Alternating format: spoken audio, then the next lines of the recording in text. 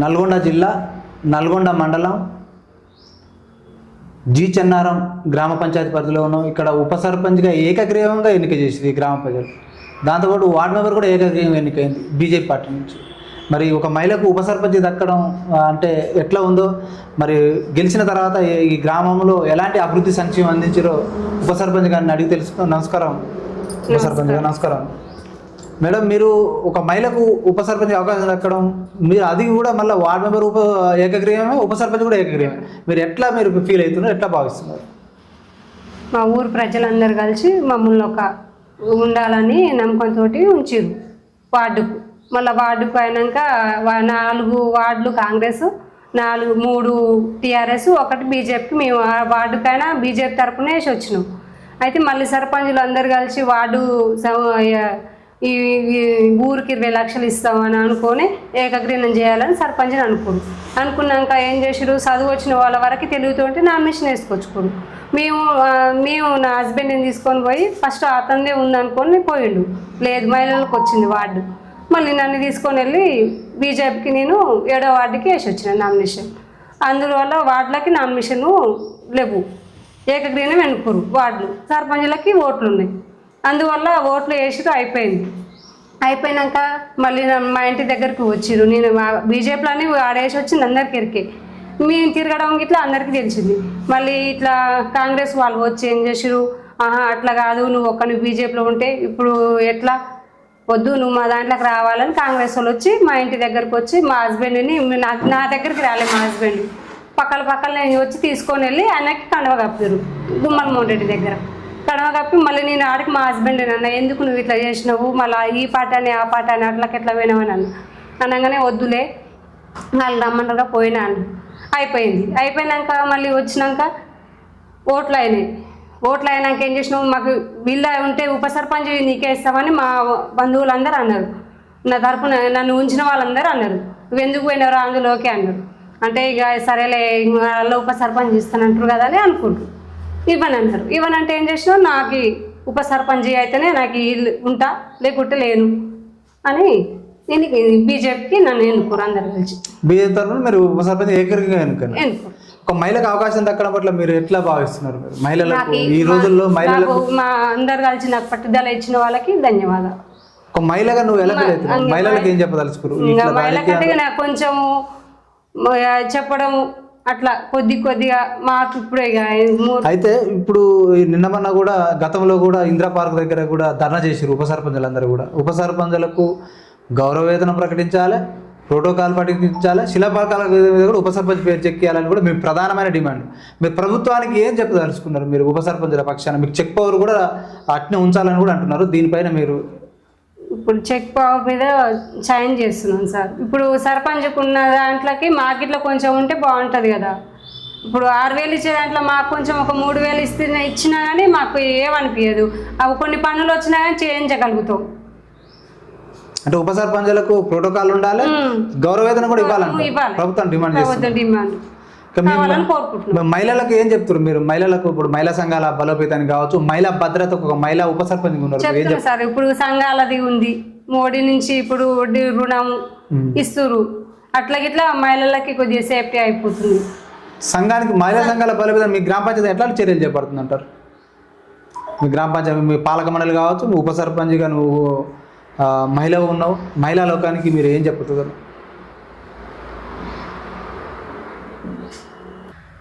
మహిళా ఉప సర్పంచ్ గారు ఉన్నారు. ఉప సర్పంచ్ గారి భర్త బీజేపీలో సీనియర్ నాయకుడిగా కొనసాగుతున్నారు. మరి పార్టీ పరిస్థితులు కావచ్చు, బీజేపీ ప్రభుత్వం కేంద్రంలో ఉంది. మరి గ్రామాలకు ఎలాంటి నిధులు కావచ్చు, సంక్షేమ పథకాలు ఏ విధంగా అందుతున్నాయి మారుమూల గ్రామానికి, ఆయన మాట్లాడి తెలుసుకుని. నమస్కారం వెంకన్న గారు, చెప్పండి సార్, మీకు కేంద్ర ప్రభుత్వం నుంచి సంక్షేమ పథకాలు ఈ గ్రామ స్థాయిలో ఏ విధంగా అందుతున్నాయి? అటు వ్యవసాయానికి కావచ్చు, ఇటు వృద్ధులకు కావచ్చు, మహిళలకు కావచ్చు, యువకులకు. మన కేంద్రం నుంచి 50% కమిషన్, దాని గురించి కూడా మనకు గ్రామ పంచాయతీకి 50 కమిషన్ ప్రకారంగా మన గ్రామ పంచాయతీకి నిధులు మోడీ గారు వేస్తున్నారు. ఆ మోడీ గారి సంక్షేమం వల్లనే ఇంతవరకు గ్రామ పంచాయతీలు అభివృద్ధి చెందుతున్నాయి. ఇది గవర్నమెంట్ వచ్చిన కాంచి ఏ పథకాలైనా ఏదైనా 6 పథకాలని ఒక పథకం కూడా ఇక నిర్ణయించుకోలేకపోయిండు. రుణమాఫీ అన్నాడు, రుణమాఫీ అట్నే చేసిండు. మనకు చాలా రకరకాలుగా పథకాలు చెప్పిండు. ఆ పథకాలు ఏం అమలు చేయలేక ఇక దాన్ని వేసిన గొంగడి అక్కడనే ఉంటుంది, ఏం చేయలేకపో అభివృద్ధి. గ్రామ పంచాయతీకి నిధులు ఇస్తానా కూడా అభివృద్ధి చేద్దామన్నా కూడా మళ్ళీ దీంట్లో అధికార పార్టీ అడ్డుపడడం, మీరు ఏరే పార్టీ, మీరు ఏ సంబంధం మీరు చేసేయలేదు, మీరు ఏం లేదు, మేమే చేయాలి అన్నట్టు. అధికార పార్టీకి సంబంధించిన అధికార పార్టీ మేమున్న జాగ్రత్త మేమే చేయాలి. మీరు ఏ బిల్డింగ్కి అయినా మహిళా సంఘం బిల్డింగ్ వచ్చినా కూడా మీకు ముగ్గు పోస్తే కూడా దాన్ని ఆపించరు. మీరు చేయొద్దు, మేమే చేయాలి. ఒక మట్టి గ్రామ పంచాయతీలో మట్టి కొడదామన్నా కూడా మట్టి ఆపిస్తారు, అడ్డుపడతారు. దీనికి గ్రామ పంచాయతీ అభివృద్ధి చేద్దామన్నా ముందు ప్రయత్నం చేద్దాం పోతే కూడా దీనికి అడ్డుపడి గవర్నమెంట్ ఈ అధికార పార్టీ రాజకీయ నాయకులు చోట నాయకులు ఉండి దీనికి అడ్డుపడి దీన్ని మొత్తము గ్రామ పంచాయతీ నిలువు దోపిడీ చేద్దామని మట్టి అమ్ముకోవడము, వాళ్ళంతలా వాళ్ళే పోయి ఇక్కడ అది యాక్చువల్గా పురాణం నుంచి సార్, ఇది పురాణం నుంచి మట్టి కూడా ఇంతవరకు ఎవరు దాని ఇన్ని దాదాపు చాలామంది గ్రామ పంచాయతీలు సర్పంచులు మారిరు. కానీ ఈ సర్పంచ్ ఇప్పుడు ఉన్న మాజీ సర్పంచ్ ఏంటి అంటే దీని గురించి ఈ గుట్టను అమ్మేసుకొని రోడ్డు ఎడల్పు కోసం ఈ గుట్టను అమ్మేసుకొని మట్టి అమ్మేసుకొని వీళ్ళు అంతా ఏదో ఆర్డీఓతో మంత్రి అంతా వీళ్ళంతా కుంభకాయ దీని అంతా ఏదో ప్లాన్ చేసి పైన దేవుడి గుడి ఉండి పైన సార్ దేవుని గుడి ఉంది, ఆ దేవుని గుడి కూడా మట్టి ఎత్తుతురు. వద్దని చెప్పినా కూడా వినలేదు. మా సర్పంచ్ సాబ్ కూడా నిన్న ఏం చేసిందంటే ముత్యాలం బోనాల పండుగ ఉంది సార్, దాని గురించి మట్టి పోస్తుంటే కూడా దాన్ని కూడా అడ్డుపడరు. దానికి అడ్డుపడితే కూడా వాళ్ళని సైలెంట్ సపోర్ట్ సరే అడ్డుపడుతురు కదా, దాన్ని వదిలిపెట్టేసారు. చాలా వసతులు మాకు కూడా గ్రామ పంచాయతీలో మోటార్ల సమస్య, వాటర్ సమస్య ఉంది, డ్రైనేజ్ సమస్య ఉంది, చాలా రకాలుగా ఉంది సార్. ఇంకా చాలా అభివృద్ధి చేద్దామనుకుంటే ముందలు సాగనిస్తలేరు వీళ్ళు, అధికార పార్టీ అడ్డుపడుతుంది. ఇప్పుడు ఉప సర్పంచ్లు కూడా సర్పంచ్కి వేతనం సరే, ఈ గ్రామ పంచాయతీలో కూడా వార్డు మెంబర్స్ ఉన్నారు, సర్పంచులు ఉప సర్పంచులు. వార్డు మెంబర్స్కు సర్పంచ్ తగ్గట్టు ఉప సర్పంచ్లకైనా వార్డు మెంబర్ కన్నా గౌరవ వేతనము మంచి గౌరవము దక్కాలి. శిలాపలకాల మీద పేర్లు సర్పంచ్తో సహా సర్పంచ్ హోదా ఉన్నప్పుడు ఉప సర్పంచ్ కూడా పక్కమట్టు సీటు మనకు సెటిల్ చేయాలి. అక్కడ ఏం లేదు, వార్డు నెంబర్లతో సాగొస్తుండు. సర్పంచ్ ఉప సర్పంచ్లకు ఏం చేసినట్టు 5,000 గౌరవ వేతనం, వార్డు నెంబర్లకు 3,000 వేతనం ఇవ్వాలని మేము కలెక్టర్ కూడా వినతి పత్రం ఇచ్చినాం. మాకు రాష్ట్ర అధ్యక్షుడు పూరం కార్తిక్ దాని ద్వారా కూడా మేము కలెక్టర్కు అప్లికేషన్ ఒక దరఖాస్తు ఫామ్ ఇచ్చేసినాం. మాకు ఏంటంటే గ్రామ పంచాయతీలో ప్రోటోకాల్ ప్రకారంగా మాకు సర్పంచ్కి ఉప సర్పంచ్కి ప్రోటోకాల్ ప్రకారంగా వార్డు మెంబర్స్కి అందరికీ గౌరవ వేతనము గౌరవంగా వాళ్ళ సర్పంచ్తో సహా హోదా కల్పించాలి. శిలాపలకాల మీద ఉప సర్పంచ్ కానీ సర్పంచ్ కానీ వార్డు మెంబర్సే కానీ అందరి పేర్లు ఉంచాలి. ఎవరి మీటింగ్ జరిగినా కూడా ఆ మీటింగ్ కూడా ఉప సర్పంచ్ గౌరవించాలి, వార్డు మెంబర్స్ గౌరవించాలి. ఏదో ప్రత్యేకంగా ఒంటరికి పోకుండా అందరిని కలుపుకొని పోయి అందరి ముందలు సాగాలి. ఇక అది అధికార పార్టీ అన్ని మోడీ ప్రభుత్వం కేంద్రంలో మంచిగా ఉంది, రాష్ట్రంలో అయితే అధ్వానంగా అయిపోయింది. కాంగ్రెస్ వచ్చిన కాంచి మొత్తం ఏకంగా 6 పింఛనంటివి వృద్ధాప్య పింఛనంటివి వికలాంగుల పింఛనంటే 6,000 ఇస్తున్నావు, 4,000 ఇస్తున్నావు. అదే పాత పొక్కడగానే 2,000 4,000 ఇస్తున్నావు. ఏమో వేసిన గొంగడు అక్కడనే ఏంటంటే అలా మాటలకే పరిమితం అయ్యారు. రేవంత్ రెడ్డి గారు సీఎం గారు అక్కడ మాటలకే పరిమితం అయ్యారు. ఏది రుణమాఫీ అన్నాడు, దాదాపు రుణమాఫీ లేదు. రైతు బంధు వేస్తాను, రైతు బంధు లేదు. దాదాపు యాక్చువల్గా కేంద్రం నుంచే యూరియా బస్తాలే కానీ డిఏపి బస్తాలే కానీ రైతులకు కేంద్రం నుంచే మోడీ గారు సహకారంతో బుందలకి నడుస్తుంది ఇదంతా. కానీ వీళ్ళంతా ఎక్కడి గొంగడు అక్కడే, ఎక్కడ పరిస్థితులు అక్కడే ఏర్పాటు చేస్తారు. ఇప్పుడు గ్రామంలో మీకు ఇక్కడ అభివృద్ధి కోసం గ్రామ రోడ్లకు మట్టి పోవడానికి మరి ఎందుకు ఆపుదల చేస్తున్నారు? మరి ఎందుకు గ్రామ స్థాయిలోనే కదా, ఇక్కడే కదా మట్టి అధికారము ఏమంటారు అంటే దేవుని మట్టి ఎట్టొద్దు, అక్కడంగా ఎత్తుకో నువ్వు పోయి. అక్కడంగా ఎత్తు అంటే ఈడంగా మేము యాక్చువల్గా గుట్ట దేవుడు ఉంది కాబట్టి దేవునికి మేము బాట చేస్తున్నాం. ఈ మట్టి బయటికి గుళ్ళకు సంబంధించి రోడ్లకు సంబంధించి మట్టి పోస్తున్నాం. ఆ గుడికి సంబంధించి మనకు గుట్ట మీద ఆల్రెడీ ఒక 6 పిల్లర్లు తీసినాం గుంట దేవుని గుడి కట్టడానికి. తీస్తే ఆ మట్టి కంకరే కానీ ఉసికే కానీ పైకి పోతాను లేదు సార్, అక్కడ పరిస్థితి లేదు. టాకుడు పోతాను కూడా పైకి ఎక్కడానికి టాకు కూడా వెళ్తలేదు. ఏం చేస్తానంటే ఈ మట్టి లేవల్ చేసి దారి అనేది లేవల్ చేసి బండ్లు పోతాడు కానీ ప్లాను వేసినాం. వేస్తే సర్పంచ్ గారు రేపు గురువారం రోజు బోనాల పండుగ ఉంది సార్. అక్కడ ఏమవుతుందంటే ముత్యాలం గుడి చుట్టూ మొత్తం వాటర్ స్లమ్ ఏరియా, అది ఏమంటారు, అది పొలాల వాటర్ మొత్తం ఆ వాటర్ మొత్తము గుడి చుట్టూ వస్తుంది. ఈ బోనాలు ఎత్తుకొని తిరిగేటప్పుడు కాళ్ళకు చీరలకు లేడీస్కి అయినా జెంట్స్కి అయినా బట్టల మీద పడుతుంది అది. మేమేం చేసినామంటే సర్పంచ్ గారు ఆర్డీఓ తీసుకుంటూ ఎంఆర్ఓ కాడ తీసుకుంటూ కలెక్టర్ కాడ అన్నీ తీసుకుంటూ మైనింగ్ వాళ్ళ కాడ కూడా పర్మిషన్ తీసుకొని గుట్ట మట్టి ఎత్తిండిన మట్టి ఎత్తితే మట్టి అధికార పార్టీ ఏం చేస్తున్నారంటే వెనకంగా ఉండి ముందల వీళ్ళం ప్రజలను దోలి మీరు గుట్ట ఆపి మేము గుట్ట అమ్ముకున్నాం మేము పైసలు ఇస్తున్నాయి మాకు వస్తున్నాయి మీరు మీకు గుట్ట ఆపేయకుంటే రేపు మనకి ఇబ్బంది అవుతుంది మీరు గుట్ట ఆపిరి మనకు పైసలు వస్తాయి రోడ్డుకు ఎడల్పు అవుతుంది రోడ్డు ఇప్పుడు కాంట్రాక్టు టీవీఎం వెంకరెడ్డి కాంట్రాక్ట్ కూడా ఇచ్చేసారు ఆయన కూడా ఏం చేసి జెండాలు కూడా బాతిరు సార్ గుట్ట మీద జెండాలు బాతిరు కలెక్టర్ గారు 2 ఎకరాలు రాసి ఇచ్చినట్ట మంత్రి ఏం చేసిండు మంత్రికి వీళ్ళు లెటర్ ఇచ్చారు పలానా కాడంగా ఎత్తురి పలానా కాడంగా ఉపనుంతల యాదగిరి ఇంటి ఉపనుంతల నాగర్ రాజు ఇంటి పక్కనంగా ఎత్తురి 2 ఎకరాలు రాసిస్తున్నాం అక్కడంగా మట్టి ఎత్తుకొని పోరి మాకు ఎంత ఇస్తారో ఇవ్వండి సార్ అని వాళ్ళు మాట్లాడుకొని డీల్ చేసుకొని మాట్లాడుకొని ఈ మట్టి అమ్మేసుకోరు సార్. ఇప్పుడు గ్రామ పంచాయతీ మట్టి పోదామంటే అటు తిరుగుతారు సార్ ఈ చెంచాగాలిలంతా. మరి ఈ అధికార పార్టీ ఎన్ని రోజులు ఈ ఆటలు ఆడిస్తారు, ఎన్ని రోజులు ఆటలు సాగుతాయి. ఇక్కడ మీ పాలక మండలి మరి ఎందుకు మీరు దీనిపై గ్రామ సభలో పెట్టి ఎందుకు మీరు తీర్మానం చేసుకుని ఎందుకు మీరు అధికారుల దృష్టి కావచ్చు కలెక్టర్ తీసుకుపోయినాం సార్. కలెక్టర్కు లెటర్ ఇచ్చినాం, అన్నీ ఇచ్చినాం సార్. ఇచ్చినా కూడా వీళ్ళు ప్రజలు ఏందో అడ్డుపడుతున్నారు సార్. అది ఇప్పుడు వీళ్ళు కూడా మనకు పాలక మండలి వార్డు మెంబర్సే కానీ సర్పంచ్ ఉప సర్పంచ్లు అంతా ఏం చేస్తారు అంటే సరే తీర్మానం కూడా రాసిరు ఎత్తుకోపోవచ్చు తీర్మానం రాసినా కూడా వీళ్ళు అడ్డుపడుతున్నారు సార్. దీనికి మధ్యన కొంత నాయకులు ఈ ఓడిపోయిన నాయకులు ఏం చేస్తారు అంటే దీనికి అడ్డుపడుతున్నారు సార్. ఇప్పుడు సర్పంచ్ అయినా ఎవరో ఈ పాలక మండలి అభివృద్ధి చేయొద్దు, మేము చేసింది మాకే పేరు అంకితం ఉండాలి, మాకే ఉండాలి. ఇవతల అభివృద్ధి చేస్తే ఓరలేకపోతుంది సార్. ఈ అధికార పార్టీ గ్రామ ఆపోజిషన్ రాజకీయ నాయకులు దీన్ని ఓరలేక దీన్ని మీరేటే చేస్తాం, మేమే అభివృద్ధి చేయాలి, మీరు చేయదు, మీ హయాంలో మీరు చేయదు, మేము చేసాం ఓరలేక దీని అంతా అడ్డుపడుతుంది సార్. దీనికి ఇక్కడ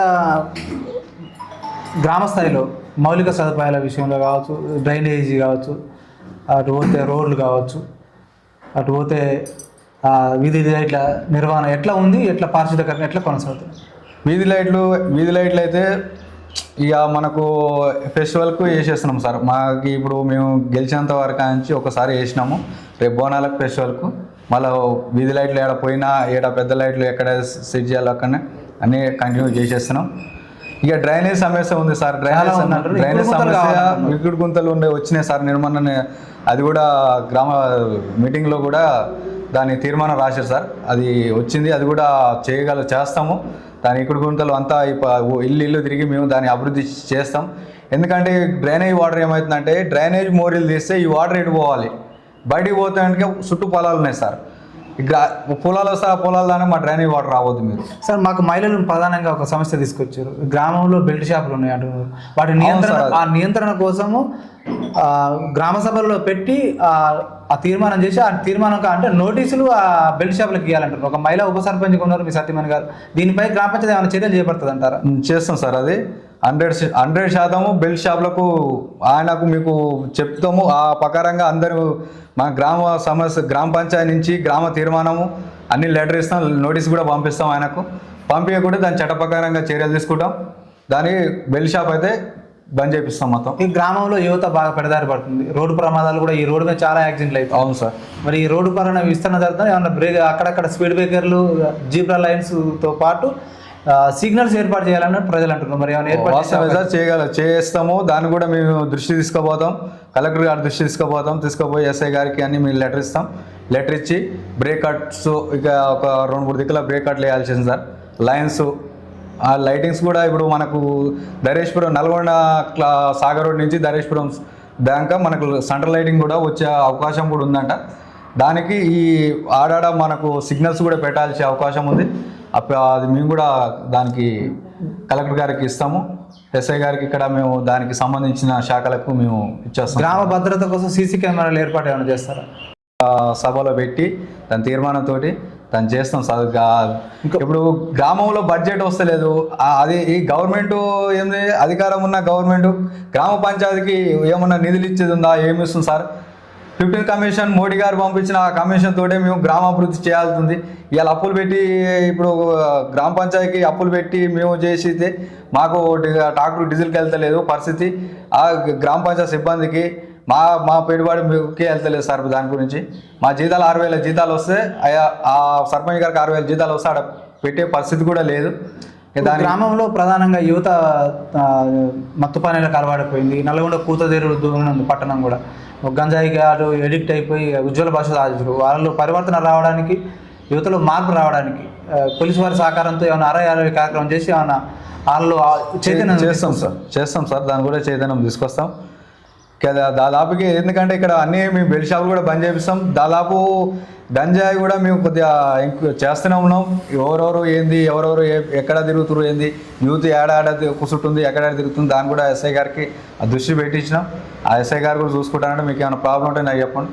అది కూడా మేము ఒక సభ ఎస్పీ గారితో మేము సభ మీటింగ్ అలౌట్ చేసి అంత సమక్షంలో గ్రామ పంచాయతీ సమక్షంలో అలర్ట్ చేసి ఒక మీటింగ్ పెట్టిస్తాం సార్ దాని గురించి. ప్రధానంగా ఇప్పుడు బీజేపీ పార్టీ దాదాపు కేంద్రంలో పార్లమెంట్ అంటే ఎంపీ సీట్లు 8 గెలిచింది, ఇక్కడ అసెంబ్లీలో కూడా 8 సీట్లు గెలిచింది. ఎందుకు ఇప్పుడు ప్రధాన ప్రతిపక్షం కూడా ఉన్నది, ప్రతిపక్ష పార్టీగా ఉన్నది, ఎందుకు పోరాటాలు ఎందుకు చేయలేకపోతుంది మరి అధికార పక్షం మీద? అధికార పార్టీ పక్షం మీద ఇప్పుడు ఏది చేయాలన్నా ఒకటి సమస్య సార్. మన నల్లగొండ మోడీ దిష్టిబొమ్మ దహనం చేస్తేనే మాకు జిల్లా అధ్యక్షుడు, ఆ జిల్లా అధ్యక్షుడు కూడా భయపడే పరిస్థితికి వచ్చింది. అక్రమ కేసులు పెట్టి, అధికార పార్టీ ఉండి అక్రమ కేసులు పెట్టించి, ఏదేదో కేసులు ఇంకా దాని మీద అక్రమ కేసులు పెట్టించి భయపెట్టించడం, బెదిరించడం. దీనివల్ల ఎంత అధికార పార్టీ బాగా అరాచకము, కాంగ్రెస్ వచ్చిన కానీ అరాచకం, గూండాలు, ఇక చిన్న పల్లెటూరు నుంచే గూండాలు బెదిరింపులు, ఇక అరాచకం చేస్తామని బెదిరింపులు, ఇవన్నీ ఇట్లా రెడీ అయింది సార్. దాని గురించి వీళ్ళు యాక్చువల్గా మెయిన్ మా పార్టీ అధ్యక్షులే కానీ భయపడడం, దాని వెనకంగా మన కార్యకర్తలే కానీ సీనియర్లే చాలా భయపడే కాడికి వచ్చింది. ఏం చేస్తారు, ఏం కేసులు పెడతారు, ఏం చేయగలుగుతారు అని. మోడీ గారు 3 పీరియడ్లు ప్రధాని అవ్వడం, ఒక దిష్టిబొమ్మ అధికారం ఉన్న ఒక నల్గొండ కాంగ్రెస్ నాయకులు దిష్టిబొమ్మ దహనం చేస్తే, దానికి దానం చేస్తే ఇంత మా అధ్యక్షుడికి ఇంత సీఎం రేవంత్ రెడ్డి దిష్టిబొమ్మను దానం చేయలేకపోయాడు. ట్రాక్టర్ సెంటర్లో అంత ఎందుకు భయము, అంత ఎందుకు ఆదరు? పెట్టిన సంతరా చేస్తారా? కేసులు అయితే పెడతారేమో, 10 కేసులు పెడతాం. దానికి మనం పోరాటం చేయాలి, కొట్లాడాలి. సార్ మీరు ఒక సీనియర్ నాయకుడిగా ఉన్నారు బీజేపీలో, మరి మీరు ఉప సర్పంచ్ కోసం మారారా లేకపోతే వార్డు మెంబర్ కోసం? ఎందుకు కాంగ్రెస్లో పోయి మళ్ళీ బీజేపీలో రావడం జరిగింది? అది నాకు ఒత్తిడి వచ్చింది సార్, నాకు కొద్దిగా ఒత్తిడి చేసిరు బాగా. దాని గురించి కొద్దిగా సీనియర్ నాయకులు అక్కడి నుంచి ఎంత ఒత్తిడి తీసుకొచ్చారు. ఒత్తిడి తీసుకురావడం వల్ల దాన్ని ప్రభావాలు చేసి అది కాదు ఇది కాదు అనే ప్రభావాలు చేసి దాని గురించి నేను నమ్మి మోసపోయాను సార్. అలా కొద్దిగా మిస్టేక్లనే ఒకరు మళ్ళీ మీరు ఏదైనా ఆశ చూపి మీరు మళ్ళీ పార్టీ మారాలంటే మారే అవకాశం సార్. మేము ఇక కొనసాగే బీజేపీ నుంచే కొనసాగుతాం. మా ప్రాణమైన బీజేపీ నుంచే సార్. ఇక మేము ఏ పార్టీ మారం. మాకు తగిన బుద్ధి వచ్చింది, మాకు తగిన బుద్ధి చెప్పారు. మేము ఏ పార్టీ మారాం సార్, మేము అదే పార్టీలో ఉంటాం, అదే పార్టీ కొనసాగుతాం. ఇక్కడ మీకు మహిళకు ఒక ఉప సర్పంచ్ వచ్చింది. ఈ గ్రామ ప్రజలు అమూల్యమైన ఓటు మీకు వేసారు, మీ వార్డు ప్రజలు వేసారు. ఉప సర్పంచ్ కూడా ఎదురుగా ఎన్నుకున్నారు. మీరు మీరు ఈ భవిష్యత్తులో ఈ గ్రామ పంచాయతీని ఏ విధంగా తీర్చిదిద్దబోతారు? ఇది ఆదర్శ గ్రామంగా తీర్చిదిద్దే అవకాశం ఉందంటారా? మేము ఆదర్శంగా మాకు మహిళలకు ఇచ్చడం కూడా మాకు గొప్పగా మేము సేకరించుకుంటున్నాం. మాకు గొప్పగా ఎందుకంటే ప్రజలు మాకు ఊర్లే కానీ మా వార్డులనే కానీ మా మీద నమ్మకం పెట్టిండు పలాని వాళ్ళు అంటే వాళ్ళకి ఇస్తేనే అది మంచిగా అభివృద్ధి చెందగలుగుతారు, అభివృద్ధి చేస్తారు. మా ప్రజలు గ్రామ పంచాయతీ జీచన గ్రామ పంచాయతీ మా మీద నమ్మకం పెట్టారు సార్.